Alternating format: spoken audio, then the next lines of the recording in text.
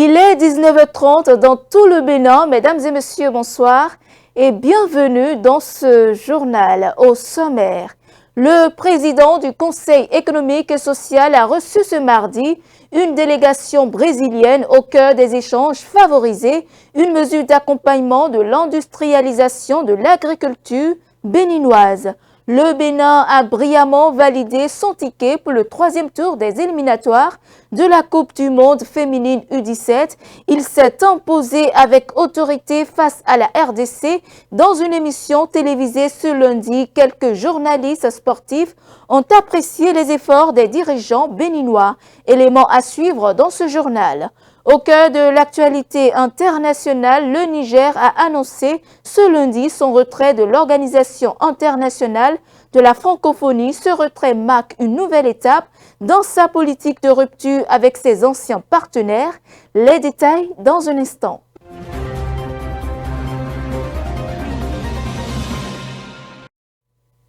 À nouveau, bonsoir. Le président du Conseil économique et social a reçu ce mardi une délégation brésilienne. Objectif de cette visite, mettre en place une stratégie en vue d'accompagner l'industrialisation de l'agriculture béninoise. Le président de la Chambre nationale d'agriculture du Bénin était également aux côtés du président du CES, suivant le représentant de la délégation brésilienne et le président de la Chambre nationale d'agriculture du Bénin, qui se sont confiés à nos reporters au thème de leur échange. On a eu une très bonne discussion avec monsieur le président et pour en discuter les projets dans le domaine agricole. Le Brésil, c'est un des pays plus forts pour les hautes technologies et on a un lieu historique avec le Bénin et nous sommes là pour aider les pays à transférer notre savoir-faire pour contribuer avec la souveraineté alimentaire et donner l'indépendance pour la sécurité du point de vue des aliments pour les pays du Bénin et toute la population. Le projet qui nous ont amenés a été un projet très apprécié par le président du Conseil économique et social et ils doivent également visiter sur le terrain ce que nous faisons afin qu'un partenariat soit installé entre le Bénin et le Brésil pour que les producteurs du Bénin puissent profiter de ce qui se fait au niveau du Brésil. Le projet a une échelle industrielle. Ils sont venus avec un projet de développement qu'ils ont soumis à notre appréciation. Ce projet a un niveau industriel. Nous en avons vraiment discuté, apprécié, mais nous avons souhaité que, au-delà, et en dessous même du projet industriel, que ce projet puisse impacter même les producteurs individuels. Puisque ce projet, nous en avons plusieurs, tels que c'est ressorti dans les discussions. Ça concerne l'agriculture et comment dirais-je, l'aviculture, l'élevage, l'agriculture, de tous les secteurs du monde agricole. Donc ça a été vraiment des discussions très, très enrichies et nous avons même souhaité que nous puissions visiter ce qu'ils font, ces œufs, afin de mieux comprendre ce qu'ils sont en train de dire. Quand on voit, on comprend encore mieux que quand on écoute seulement. Autre actualité, dans ce journal, les réseaux sociaux se sont imposés comme des outils omniprésents dans la vie quotidienne, notamment chez les jeunes apprenants. Ces plateformes, en facilitant une communication instantanée et ludique, offrent de nouvelles opportunités d'apprentissage linguistique entre le langage informel, les abréviations et les néologismes qui prolifèrent sur ces espaces numériques. Quel est l'impact des réseaux sociaux sur le niveau de langue des apprenants? Élément de réponse dans cet extrait. À la faveur de l'évolution des technologies de l'information, les réseaux sociaux sont devenus la chose la plus courante et beaucoup de jeunes ne se font pas prier pour aller sur les réseaux sociaux, télécharger et passer, suivre donc, n'est-ce pas, des spots qui passent tous azimuts. Mais le problème est que ceux qui mettent certaines informations ou qui font des spots ou bien qui relaient les informations ne sont pas toujours des personnes qui ont eux-mêmes d'abord une maîtrise suffisante de la langue. Et ce ne sont pas toujours des personnes qui savent proprement parler en tenant compte, donc, n'est-ce pas, de la moralité du discours, de l'éthique que doit comporter le message. Ils libèrent seulement selon leur inspiration et selon leur capacité langagière. Mais le jeune qui est encore à l'école et qui suit, n'est-ce pas, et qui télécharge, ça l'amuse. Première chose, il va croire que tout ce que l'autre dit se dit de cette manière-là. Si lui-même n'a pas la culture qu'il faut, il va croire que c'est de cette façon qu'on le dit. Or, sur les réseaux sociaux, celui qui parle peut être proprement en train, donc, n'est-ce pas, de parler un charabia déroutant, mais ça lui permet juste de passer son information. Mais le jeune va croire qu'on peut dire ça de cette manière-là. Première chose, il va prendre, donc, n'est-ce pas, dans son système langagier, il va prendre, donc, n'est-ce pas, des expressions, des mots qui, en fait, n'ont pas de sens ou ne s'emploient pas comme cela. Deuxième chose, il va croire que la manière même dont on communique, qu'il peut imiter et dire la même chose, il va commencer parfois par écorcher, même, n'est-ce pas, des grandes personnes dans son langage, s'il n'a pas la maturité requise pour faire la part des choses. Ils vont parfois s'amuser, ils jouent sur ces informations qui passent sur les réseaux sociaux. On ne peut pas les en empêcher, mais normalement, il doit y avoir une réglementation. Vous savez, il y a, par exemple, dans certains pays, une réglementation telle que les enfants, lorsqu'ils veulent aller, donc, n'est-ce pas, sur les réseaux sociaux, le système même leur demande leur âge. Et en fonction de leur âge, les sites sur lesquels ils peuvent aller sont définis. Si c'est pour aller faire des recherches, si c'est pour des informations d'ordre scolaire ou pour sa culture, ça s'ouvre à lui. Mais si c'est pour aller voir tout ce qui se raconte ou des scènes impossibles, ça ne s'ouvre pas. La langue est un outil de communication par excellence. Et lorsque nous nous mettons dans la rue, la langue permet de communiquer et on n'y met pas les soins et toutes les mesures que l'on met dans un cadre scolaire, dans un cadre académique. Or, sur les jeunes, nous parlons donc, n'est-ce pas, des enfants en âge scolarisable et qui ont besoin d'apprendre à mieux communiquer, à bien parler et qui ont besoin de connaître les mots justes. Est-ce que vous voyez? Alors, à ce niveau, il faudrait effectivement que dans leur évolution, ils sachent que tout ne se dit pas.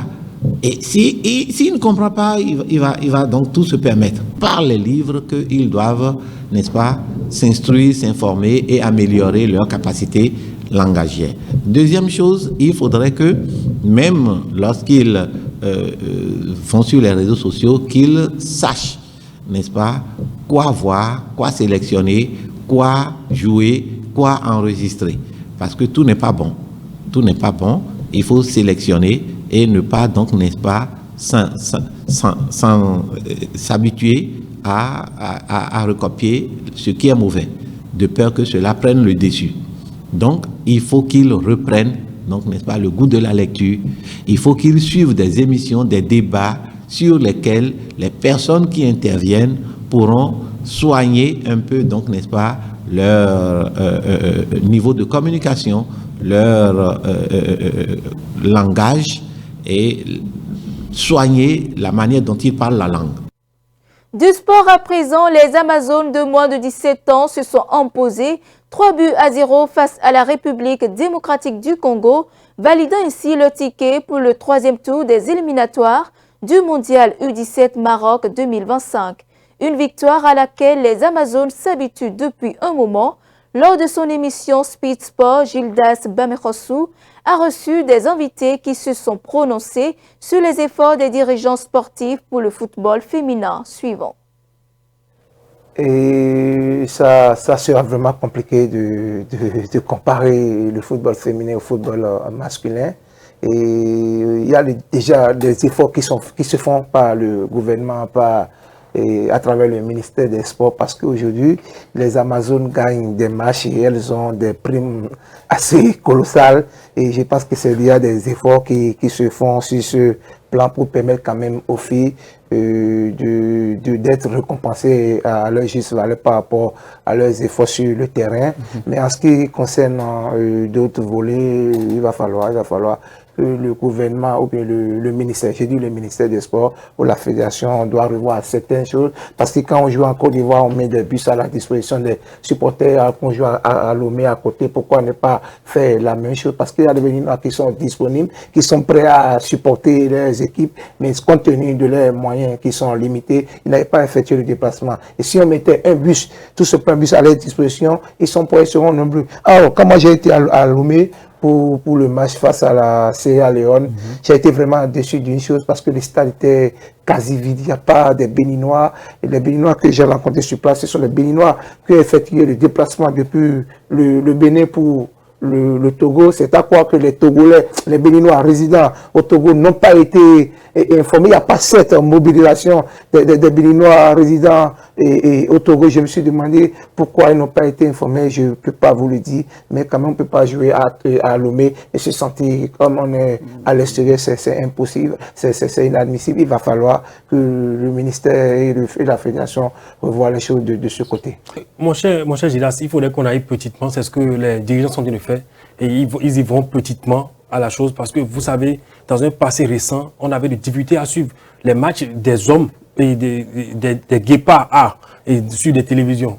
On a des difficultés à retransmettre, on avait des difficultés à suivre la conférence de presse des sélections. Excusez Abdel, nous ne sommes plus une petite nation de football. Ah oui, à un moment donné, il faudrait qu'on finisse avec l'expression que vous venez de sortir là. On sait petitement, on a toujours dit petitement, on a toujours dit c'est petit à petit, mais quand est-ce qu'on va aller à grands pas maintenant? Oui, quelque chose se fait. Il faut reconnaître que quelque chose se fait. Aujourd'hui, et pour la rencontre qu'il y a eu face au Congo, on a suivi le match sur la page du ministère, ce qui n'était pas quelque chose qu'on avait l'habitude de voir. Et la fédération congolaise a diffusé le match.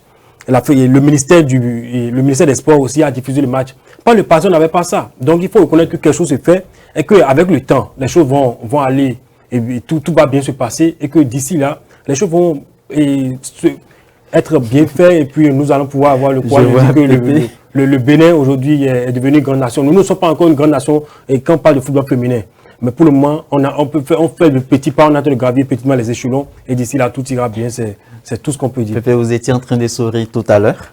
Non, je partage l'avis d'Abdel Salami, parce qu'il y a des efforts qui se font, des efforts colossaux en plus, parce que par le passé, c'était impossible de suivre des matchs des guépards, quelle que soit la catégorie confondue, c'était impossible. On faisait référence à la radio avec tout ce qu'il y a comme suspense. Donc aujourd'hui, on a la possibilité de suivre des matchs en direct, ce qui nous permet de voir là où ça a marché, là où ça a trébuché. Donc avec le temps, tout rentrera dans l'ordre. Mais il va falloir qu'on fasse véritablement avec les passionnés, que ceux qui s'y connaissent, qui ont envie de faire progresser les choses. Et voilà. En interactualité, coup de tonnerre dans l'espace francophone, le Niger a annoncé son retrait de l'Organisation internationale de la francophonie, ce qui marque une nouvelle étape dans sa politique et sa rupture avec la France. Ce départ intervient après la suspension du Niger de l'OIF à la suite du coup d'État de juillet 2023 qui a renversé le président élu Mohamed Bazoum. Le reportage.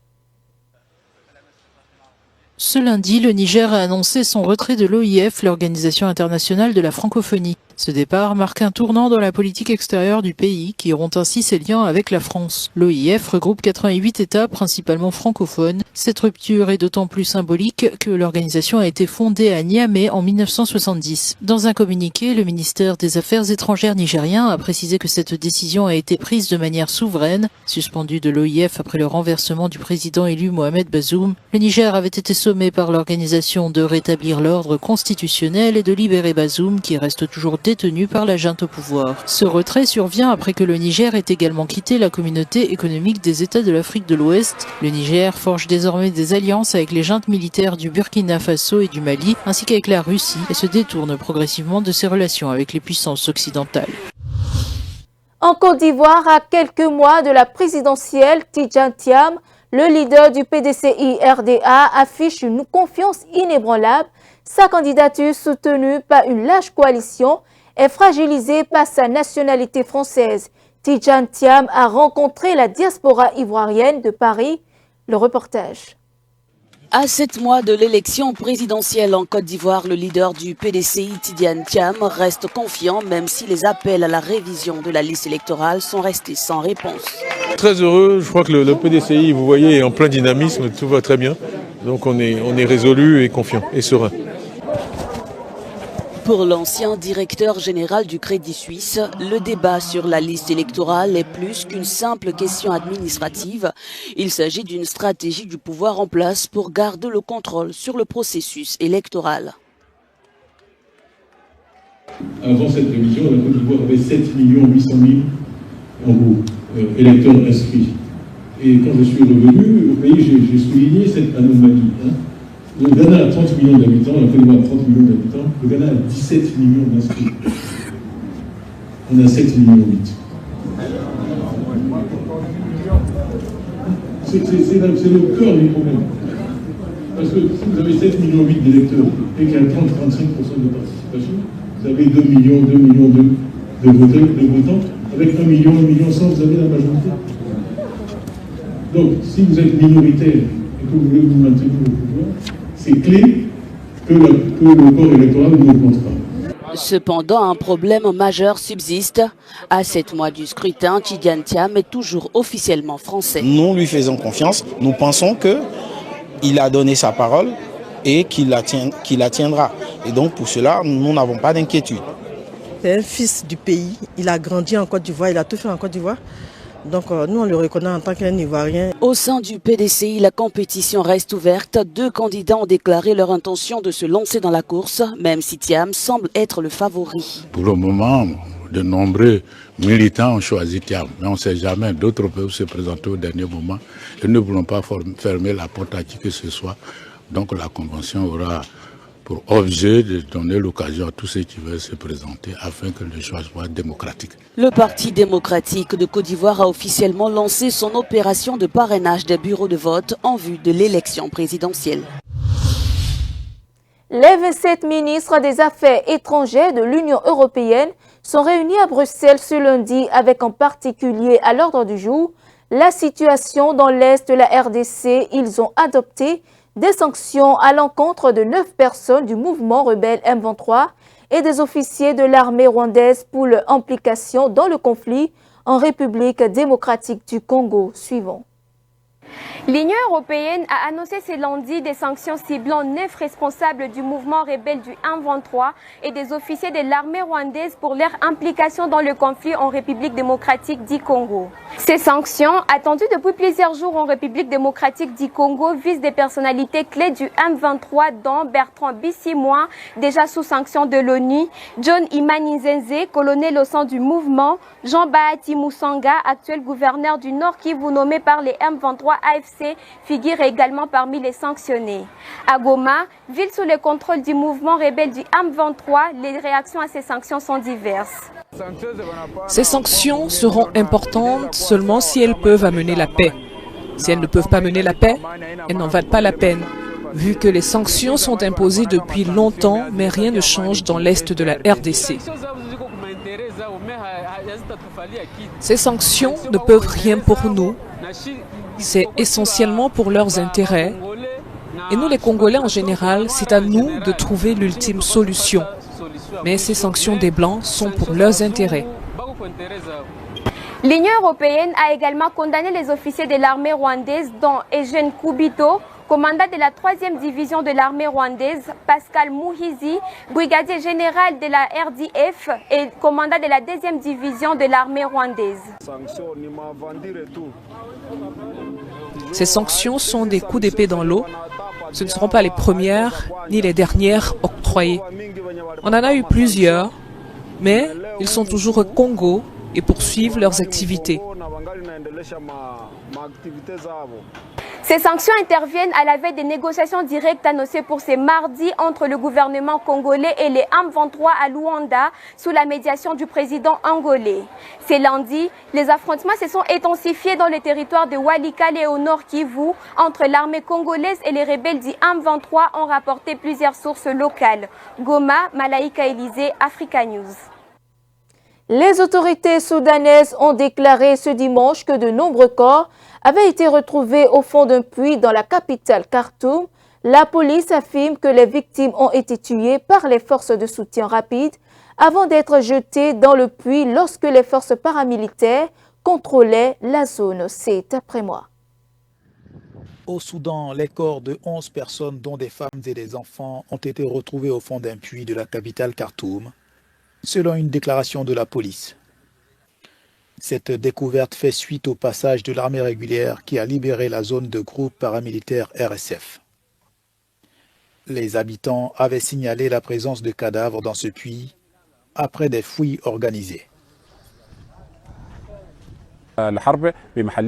Dans le cadre de la préparation environnementale et de l'enlèvement des restes de guerre dans la localité du Nil oriental, nous avons reçu un rapport indiquant qu'il y avait un corps à l'intérieur d'un puits dans le bloc 8 d'Al-Faïa. Immédiatement, les forces de défense civile et nos partenaires du Croissant Rouge soudanais et du département de médecine légale se sont précipités sur les lieux et ont commencé à extraire des corps qui seront enterrés dans les lieux prévus pour les victimes de guerre. Les forces de soutien rapide se gardent pour l'instant de commentaires après cette découverte macabre qui leur est imputée. Ces personnes ont été tuées par les forces de soutien rapide à côté de nous et laissées sur place pendant 2 ou 3 jours. Ce puits a été témoin de beaucoup de choses et nous avons été témoins de beaucoup de choses. Nous disons que Dieu nous suffit et qu'il est le meilleur maître des lieux contre les forces de soutien rapide. L'armée régulière soudanaise a repris la zone au début du mois, dans le cadre de ses vastes avancées à Khartoum et dans la ville jumelle d'Omdurman. Voilà qui met un terme à ce journal. Merci de nous avoir suivis. Suivez-nous en continu sur speedlinetv.bj/live et sur nos différents canaux digitaux Facebook et YouTube.